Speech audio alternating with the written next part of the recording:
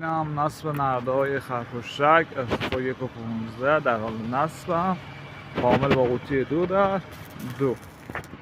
و حالا از پایین نمای کار رو تکمیل شده کار رو میذارم. پیمانکار کارترنگ.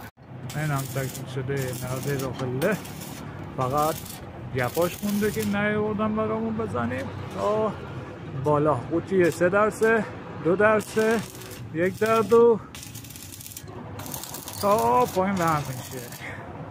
دیگه نرده سبک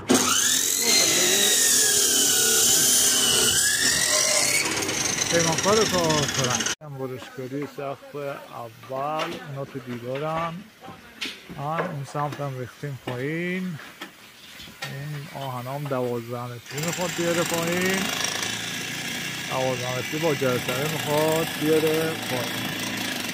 در حال برشکاری شیم. زنبوری همه زایات میشه، زنبوری همه مثل بالا زایات میشه، فقط آهنهای 14 و 15 و 18 میاد پایین. پیمانکار کارترنگ. برشکاری کامل 3 طبقه کامل اومد پایین، فقط ستوناش مونده که الان در حال برشکاری ستوناشه.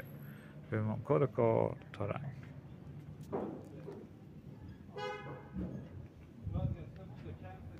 این هم تکمیل شده پله، این خرپشتکش تکمیل شده پله، همون شده پله.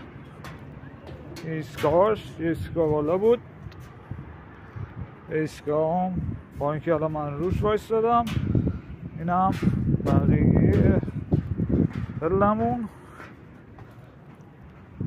این هم کار شده نمای پایین پله، تکمیل شده پله. اونم دستکای زیرش، فقط مونده نردش که قوطیشو بیارم. پیمانکار کارترنگ.